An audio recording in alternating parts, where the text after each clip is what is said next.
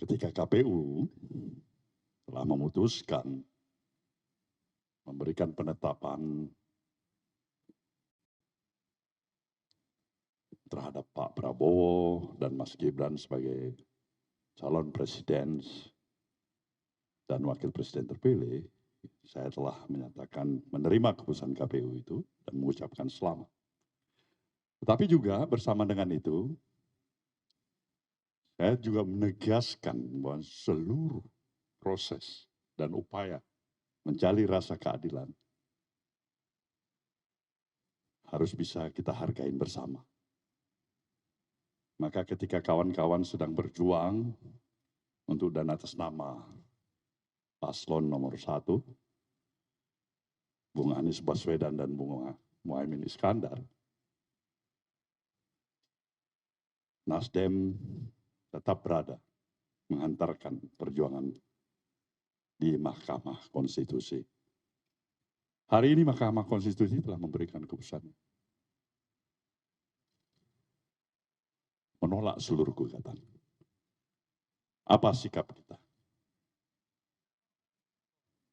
Saya pikir bagi Nasdem ini adalah keputusan final dan mengikat bagi seluruh prosedur hukum yang kita miliki di negeri ini. Konsekuensi sebagai warga negara bangsa ini dari institusi partai politik yang berada di negeri ini, kita menghormati dan menghargai itu. Itu jelas. Bahkan tentu tidak hanya sekedar itu. Saya ingin mengingatkan kita semuanya. Perjuangan kita bersama untuk membangun negeri ini tidak boleh terhenti. Tidak boleh juga harus merasa dikecilkan karena ada satu keputusan yang tidak sesuai dengan harapan kita. Ini konsekuensi dari demokrasi ini. Negara memiliki seluruh model dan sistem yang telah kita sepakati bersama. Sebagai negara hukum, ini adalah merupakan keputusan peradilan yang tertinggi. Maka wajar bagi kita semuanya harusnya ibarat menutup buku lama dan membuka lembaran buku baru. Itulah harapan saya. Indonesia membutuhkan spirit semangat ini. Kita boleh bertikai satu sama lain di dalam kompetisi yang sedang berlanjut. Tapi ketika kompetisi selesai, kita harus menghargai. Yang kalah menghargai, yang menang apalagi. Nah, inilah kekuatan kita seharusnya.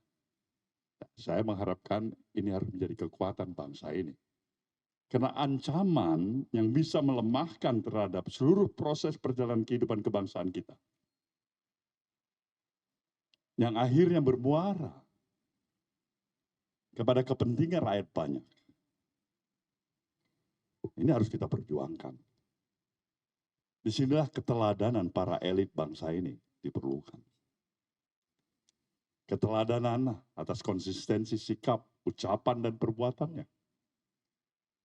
Dan kita sekarang ini menghadapi satu situasional yang memerlukan sekali upaya untuk menjaga stabilitas nasional.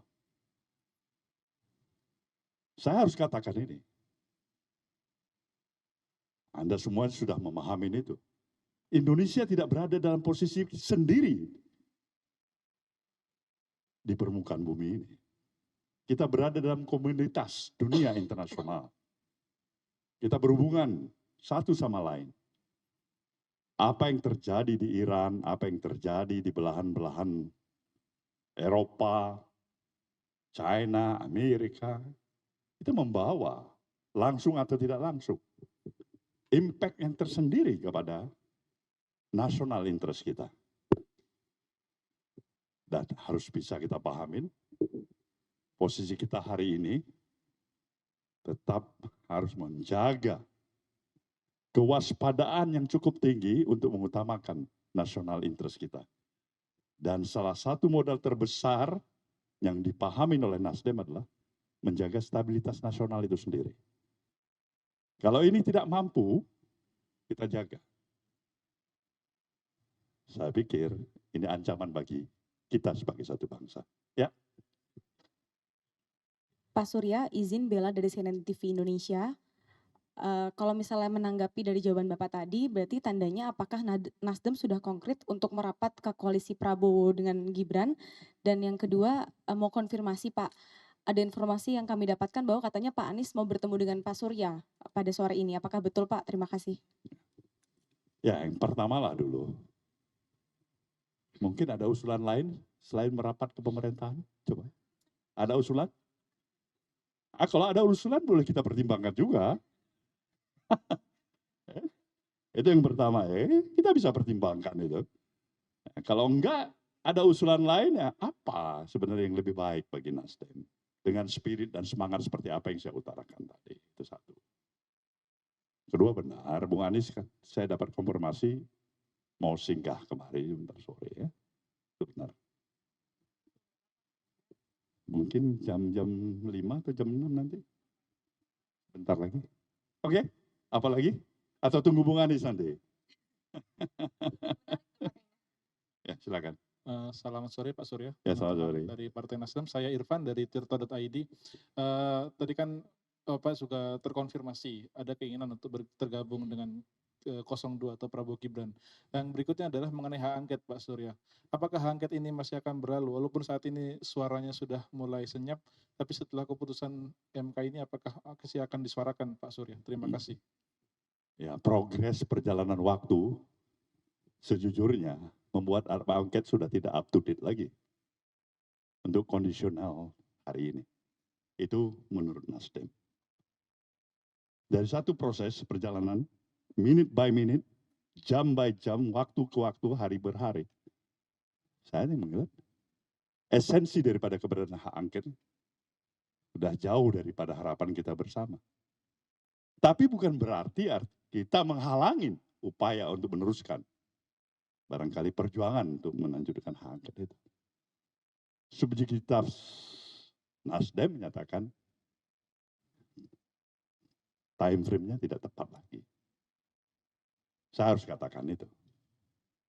Para saudara semuanya. Ya? Cukup?